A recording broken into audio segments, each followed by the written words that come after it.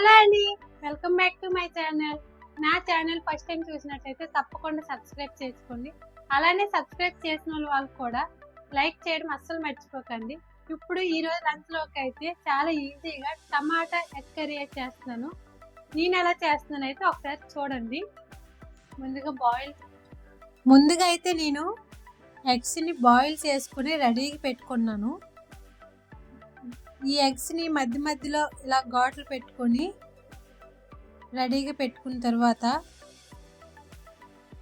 ఇప్పుడు ప్యాన్లో ఆయిల్ వేసి అందులో ఒక 1/2 టీ స్పూన్ పసుపు వేసి ఉడకబెట్టుకున్న గుడ్లు కూడా వేసుకొని కొంచెం వేగనివ్వాలి. కోడిగుడ్డుల్ని మరీ ఎక్కువగా వేపుకోకండి. ముందు కొన్ని బిర్యానీ మసాలాలు కూడా యాడ్ చేసుకున్నాను. 2 పచ్చిమిర్చి, కట్ చేసుకున్న ఆనియన్స్, కరివేపాకు కూడా వేసుకొని వేయించుకోవాలి.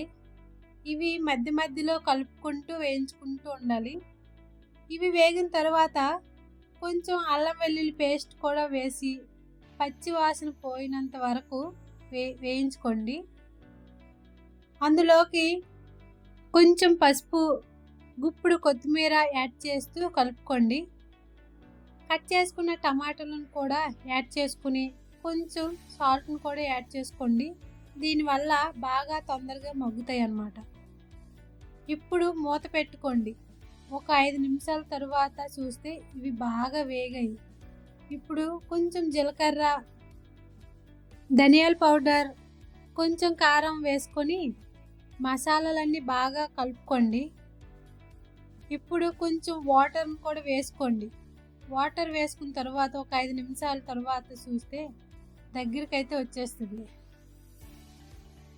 తర్వాత వేయించుకున్న కోడిగుడ్లు కూడా వేసి ఒక్కసారి అయితే బాగా కలిపేసుకోవాలి.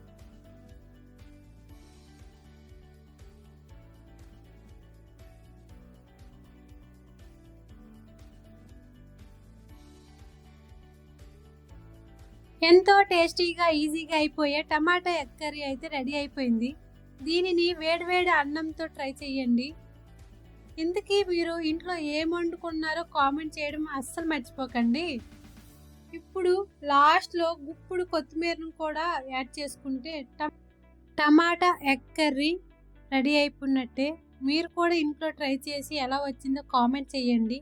నా వీడియో నచ్చినట్లయితే తప్పకుండా సబ్స్క్రైబ్ చేయడం అస్సలు మర్చిపోకండి. సబ్స్క్రైబ్ చేసిన వాళ్ళు కూడా లైక్ చేయండి. Thank you.